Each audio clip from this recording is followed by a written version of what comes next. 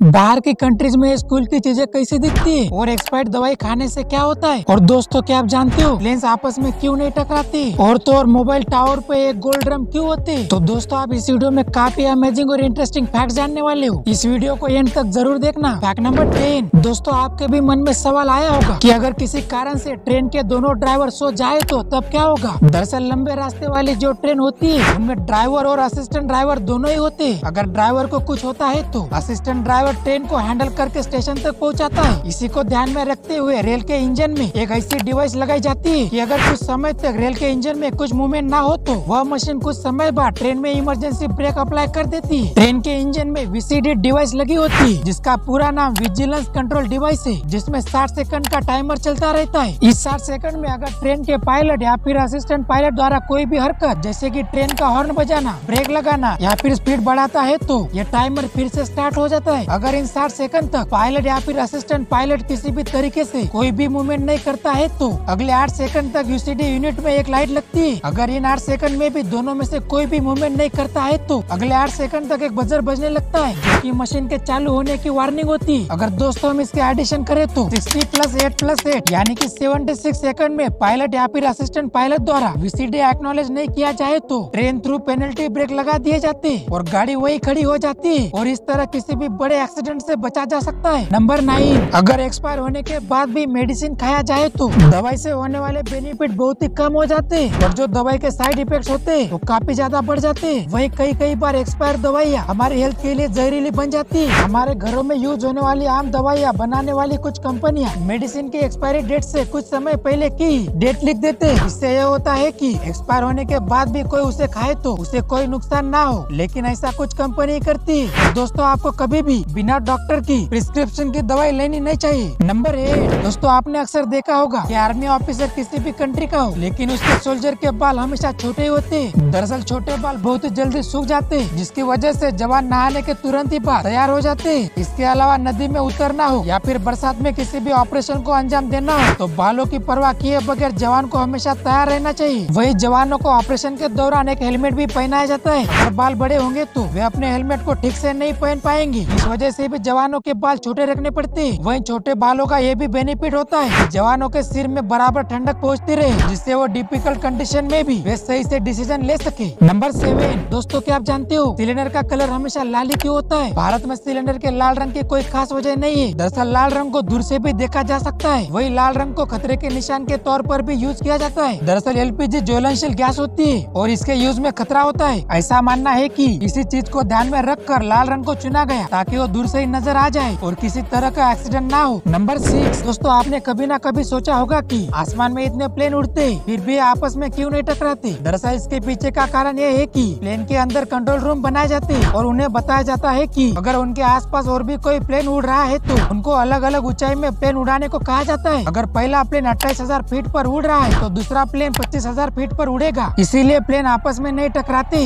Number 5। दोस्तों, हमारे नाक के बाल हमारे लिए क्यों जरूरी है। दरअसल ये कई तरह के वायरस और बैक्टीरिया से हमें बचाते हैं। नाक के बाल नमी के साथ मिलकर वायरस को फेफड़ों तक जाने से रोकते हैं। वहीं दोस्तों, यह एटमॉस्फेयर में मौजूद हवा को फिल्टर कर फेफड़ों तक पहुंचाते हैं और तो अस्थमा के खतरे को भी कम करते हैं। नंबर 4। चाइनीज मोबाइल हमेशा इतने सस्ते क्यों होते हैं। दरअसल दोस्तों, चाइनीज मोबाइल सस्ते होने का पहला रीजन और सबसे बड़ा रीजन सस्ते लेबर का होना है। दरअसल चाइनीज मोबाइल बनाने के लिए जो लेबर काम करते हैं वो बहुत ही कम पैसों में काम करते हैं, इसीलिए चाइनीज फोन काफी चीप होते हैं। वही चाइनीज फोन की क्वालिटी कम होती है। अगर उसे किसी ब्रांडेड फोन के साथ कंपेयर किया जाए तो यह बात बिल्कुल सही है। चाइनीज कंपनी अपने प्रोडक्ट की क्वालिटी पर ज्यादा ध्यान नहीं देती और इसी कारण उनके प्रोडक्ट काफी ज्यादा सस्ते होते हैं। Chinese company research and development पर ज्यादा पैसा खर्च नहीं करती, इसलिए भी चाइनीज मोबाइल इतने सस्ते होते हैं। नंबर 3। दोस्तों, आपने रोड के किनारे इन लगे लाइट को तो जरूर देखा होगा। दरअसल इन लाइट को रोड स्टड कहते हैं और एक रोड स्टड की प्राइस अराउंड 1000 से लेकर 1500 तक होती है। इसकी एक खास बात है कि इसमें एक लाइट सेंसर लगा होता है जो पता करता है कि दिन है या रात है, जिससे जलता बुझता रहता है। वहीं इसमें एक छोटी सोलर पैनल भी होती है और इसी के साथ एक बैटरी भी लगी होती है जिससे कि ये चार्ज होता है। नंबर 2।